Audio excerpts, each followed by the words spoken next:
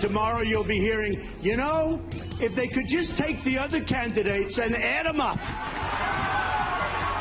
And if you could add them up, because, you know, the other candidates amount to 55%. So if they could just add, they keep forgetting that when people drop out, we're going to get a lot of votes. You know, they keep forgetting.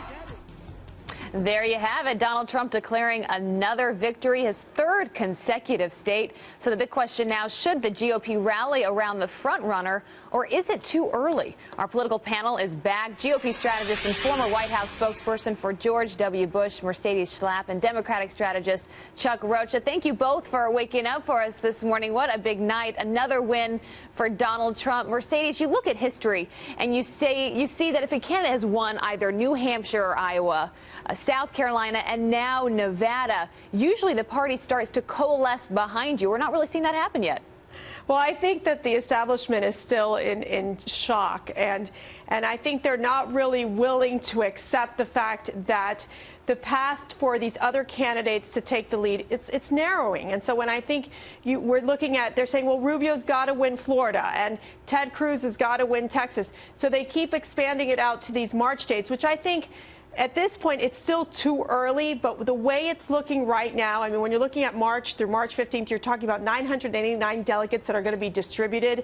And some of these candidates are going to be able to gain momentum there somewhat. But Trump, surely, because of his lead in New Hampshire, his wins in New Hampshire, South Carolina, Nevada, he's clearly in a position, or as he would say, a beautiful position to get the nomination. Well, and Chuck, now the fight is on to be the Trump alternative. Cruz and Rubio is getting really ugly. How long do you see this playing out for, and who do you think comes out on top of that fight? Well, they need to not fight each other and take him on. Obviously, everybody within the establishment, now that Bush is out, is trying to coalesce behind Rubio, but time is running out rather quickly.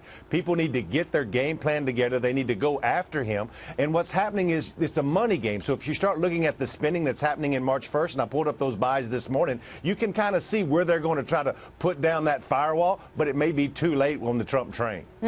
Mercedes, another debate tomorrow night. What do the candidates have to do? I guess Cruz and Rubio are the ones really duking this out. What do they have to do to get back in the game here? Well, this debate is actually very interesting. It's the only one with Telemundo is part of with CNN. They've partnered. So it's going to be live broadcasted for the Spanish language audience. This presents an opportunity for these candidates who have obviously, with the issue of immigration, have had a difficult time really trying to court the Hispanic voter on this important issue. And so they're going to have to walk a very fine line. So you're going to see tomorrow, Abby, there's going to be a lot of infighting between Cruz and Rubio on immigration. You know, Trump obviously will be very strong on talking about the wall, but they also, these candidates need to be thinking about how they're going to sound to these Hispanic voters, which might not be as important in the primary election, but these Hispanic voters are going to be very important in the general election. Well, interesting, Chuck. Donald Trump won the Hispanic vote last night in Nevada. That's right. It was a really small sample. Everything that we know about politics, and I specialize in doing Latino turnout, about 20% of the electorate, of the Latino electorate, is very conservative, and that's what you saw last night. About 6,000 Latinos showed up, and he won a majority of that. But back to this debate, they need to take him on tomorrow. I'm a child of the 80s. Listen to me, Rubio and Cruz. It's time to sweep the knee. It's time to get in there, Cobra Kai. You got to take him out if you're going to have any chance at all, or you're not going to be able to stop this train. Take it from the old man. Chuck, we love your energy this early in the morning. Chuck Rocha, Mercedes Schlapp, thank you both for being with us. We appreciate it.